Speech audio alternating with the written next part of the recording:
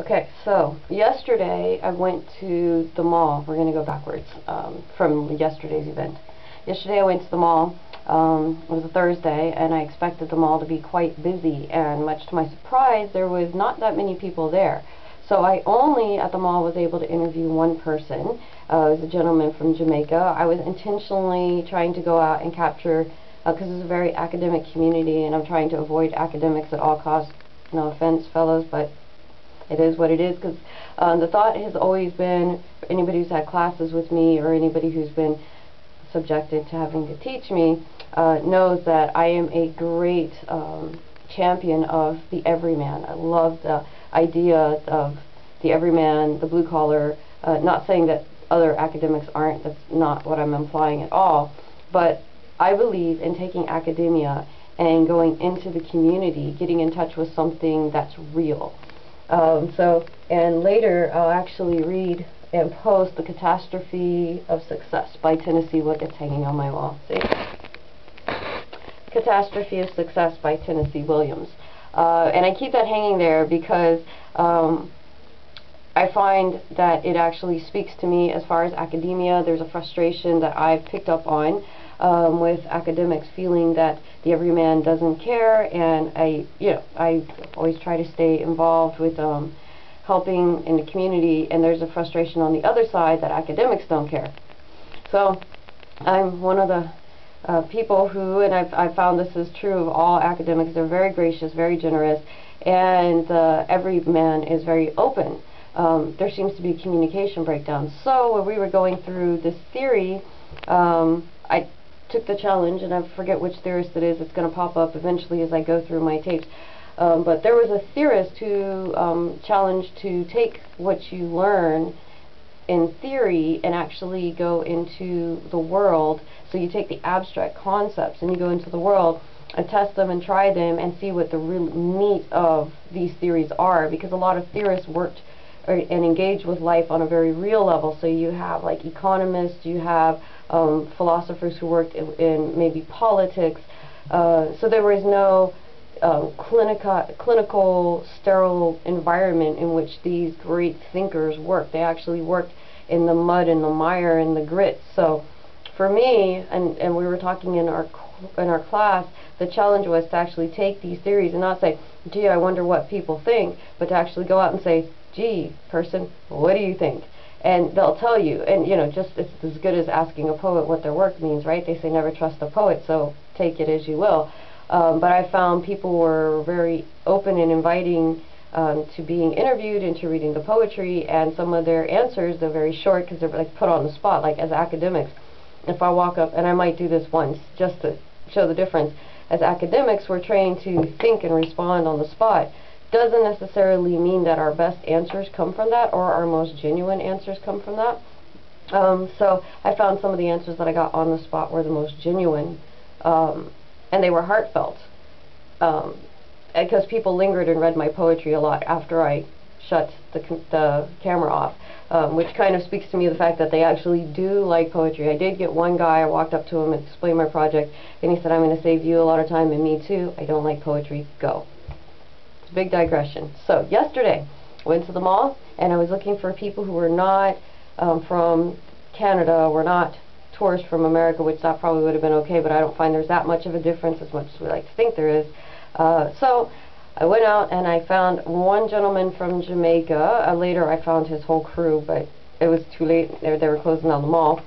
And I explained the project to him, and he said yes, he would love to be interviewed. So he started reading my poem, and before I could ask him the questions, do you like poetry?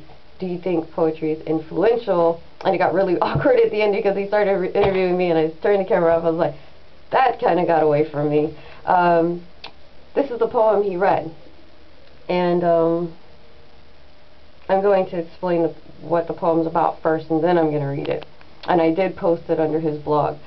I went one time to New Minas to the Superstore, and while I was at the Superstore, I noticed there was everybody was very rigid, and their jaws were clenched, and everybody, just the body language was screaming stress, and I couldn't figure out what the heck was going on.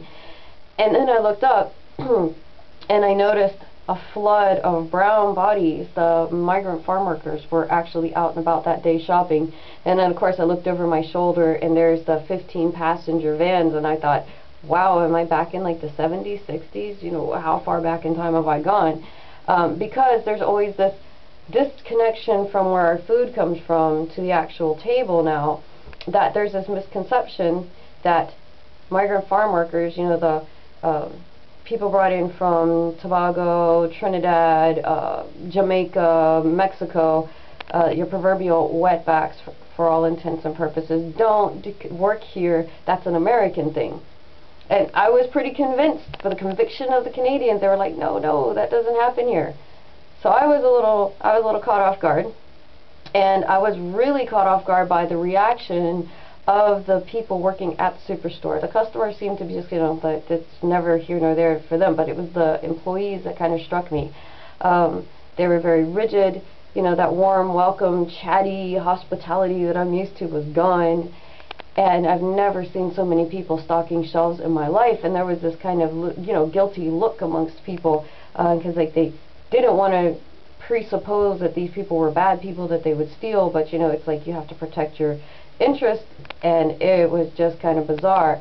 And then, as I'm Hispanic, and all that that implies, we're Heinz 57, and as the migrant farm workers were coming towards me, there are things about me that are very distinct to somebody who's from down in the islands or from Central South America.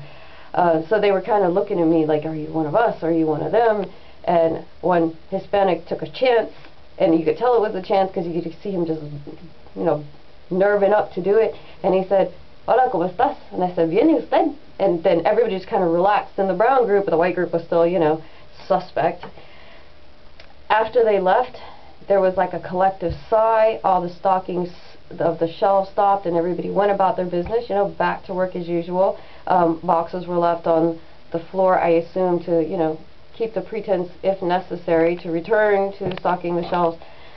So I went over in the cafeteria and I wrote this poem, because I was pretty, and I had just come out of, like, you know, theory. It was a Thursday, and so I had tons of theory rolling around in my head, and so I wrote this poem because some of these things came back to me. So I'm going to read the poem, then I'm going to talk about the gentleman, cut the tape, then I'm going to do, or read the poem, yeah, I'll read the poem, talk about the gentleman, I'll cut the tape, and then I'll come back and talk about the theory that's involved in this poem in particular. It's probably the poem I'm going to do the analysis on and everything else, so you're going to get to see this poem a lot.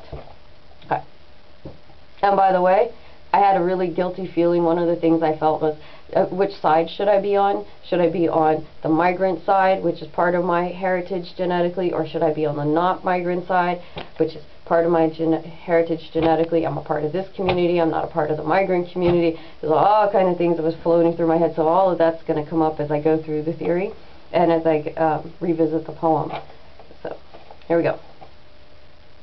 I knew the moment those cold glass doors slid open with an industrial hiss. The uncomfortable eyes probing, the fractured smiles seeking what? Mimicry, comfort, solace. Bodies screamed discomfort from rigid jaws clenched at teeth frozen in ice smiles. Every stranger is a suspect. The brown flesh washed over me, followed in quick succession came the black. And I knew the breach of those faces probed my skull seeking confirmation. Are you one of us or one of them? The other. The ships are sunk, but the migration continues. A shiver rippled through my soul, touched by that skeletal claw of time, reaching in to tickle my genetic conscience, whispering Cameroon concerns. Someone somewhere in that line had offered a reprieve, a mask, a lie, a life.